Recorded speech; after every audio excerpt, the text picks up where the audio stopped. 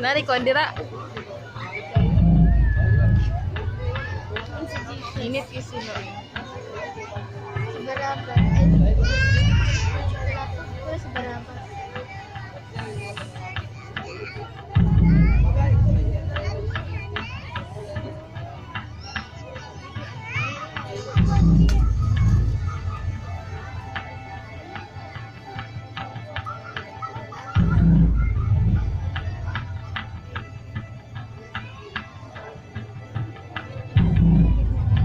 We see the story of Jesus going to the cross, and everything seems to kind of be hand in hand. And then there's this one character that seems to interrupt the narrative. His name's Barabas. We don't even know much about him except that he's a murderer, a leader of an insurrection, a rebel. And why he's even mentioned, sometimes I'm not so sure. It's like, what? This is about Jesus going to the cross.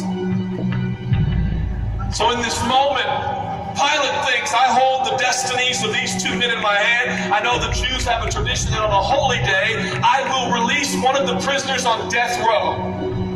Pilate stands on this audacious stage, who now presents Jesus, Son of the living God, versus Barabas, the thug and rebel. He says, all right, who do you want? This is blasphemy. This has gone too far. There's no comparison. This is a rightful prisoner, a man who should be on death row. He's a rebel against Rome. He leads a rebellion. He murders people. He's a bad man. He's a thug and he's a crook. He deserves the chains and he deserves the crucifixion. Jesus? What has he done but heal, restore, deliver, set free, open blind eyes, open deaf ears, heal the lame and the leper? What has Jesus done? Who do you want? Who do you want, Barabas? Yeah, give us Barabas.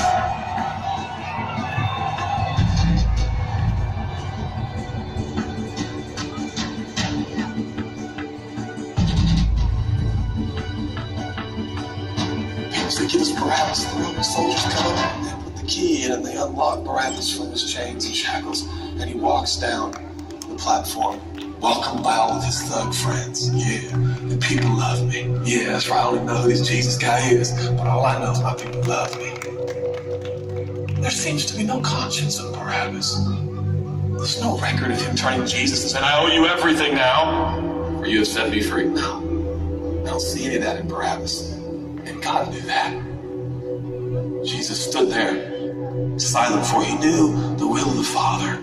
He said, it's fine, Father.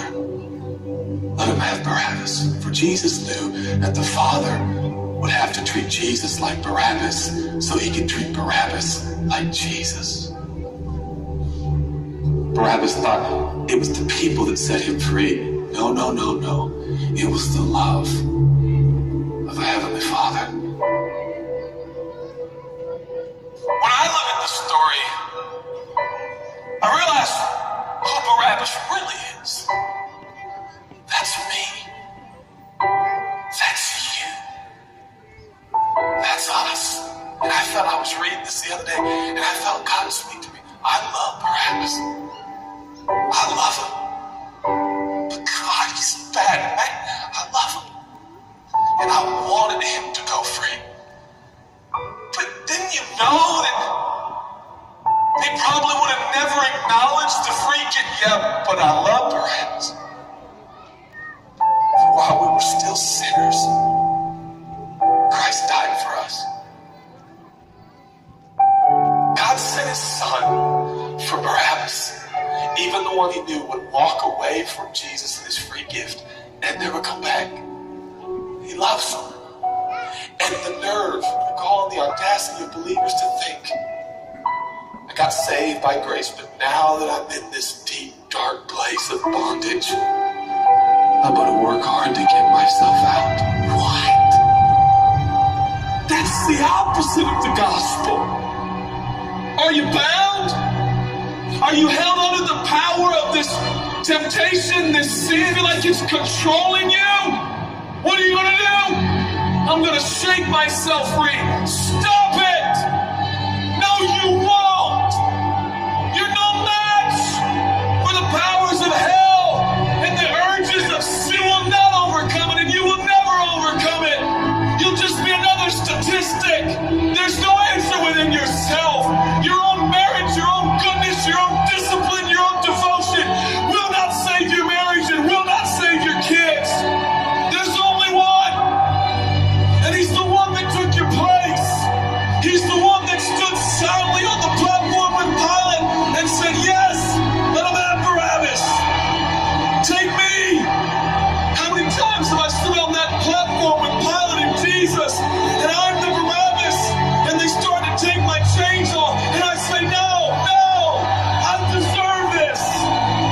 I deserve the guilt. I deserve the shame. I deserve the consequence. I deserve it.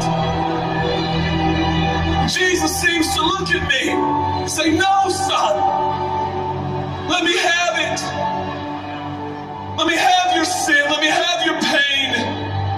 No, God, I did it to myself. I deserve it. My marriage won't make it. This is what I deserve. I deserve divorce. I deserve poverty. I deserve sickness. I deserve it all. No!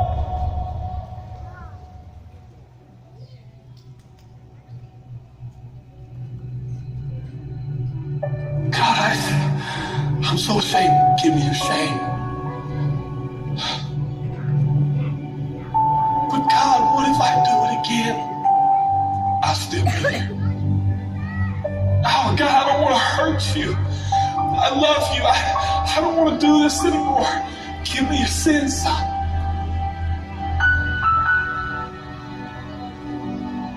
This is all we got. It's all I got. It's all you got. We can play games. We can play church games. We can pretend like some people are better than others and that's why they're blessed, or we can all come to the honest conclusion that it's God. And it's God alone. The greatest challenge is not your discipline, your devotion, your focus. Your greatest challenge is believing the gospel. Could it be that there's a God with a love so scandalous, so wide, so deep, so vast, so high, so expansive, so welcoming, so inclusive? Let me have your sin, son. Okay. When I give him my sin, I stand in this empty space of forgiveness and acceptance while Jesus walks off to the cross that I deserve. I see him walking to the post to be whipped. As I stand a free man, all the attention is turned now. And I feel the love of God saying, go, son, live your life. I'll pay the price. Where did we get off? Thinking that we were going to set ourselves free. It's still Jesus. It'll always be Jesus. It'll never stop being the power of Jesus. If his blood is sufficient for your salvation, his blood is sufficient to sustain you through every challenge and every sin and every temptation. Jesus is